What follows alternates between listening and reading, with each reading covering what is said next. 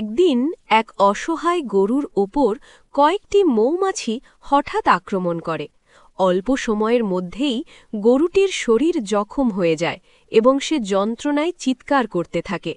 ঠিক তখনই জঙ্গলের রাজা সিংহ হাঁটতে বেরিয়েছিল। গরুটিকে এই অবস্থায় দেখে সে ভীষণভাবে চমকে যায়।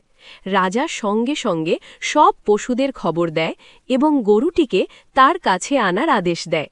হাতি তার সুর দিয়ে গরুটিকে তুলে রাজার কাছে নিয়ে আসে। সব পশু মিলে মাটিতে চাদর বিছিয়ে গরুটিকে আলতো করে শুইয়ে দেয়।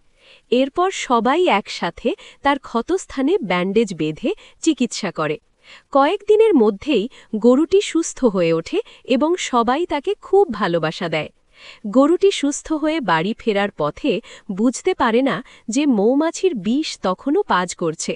ধীরে ধীরে তার মুখ মৌমাছির মতো হয়ে যায়। গ্রামে পৌঁছতেই মানুষ তাকে দেখে ভয় পালাতে থাকে এবং কিছু লোক তাকে মারধর করে তাড়িয়ে দেয়। কাঁদতে কাঁদতে গরুটি গ্রামের পাশে এক দেবী মন্দিরে আশ্রয় নেয়। সে মাকে সব দুঃখের কথা বলে সাহায্য চায়।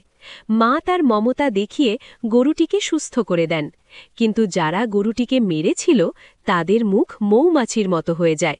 পরে সবাই নিজের ভুল বুঝে গরুর কাছে ক্ষমা চায়। গরুর প্রার্থনায় মা আবার সবাইকে স্বাভাবিক করে দেন। শেষে সবাই হাত জোড় করে গরুটিকে ধন্যবাদ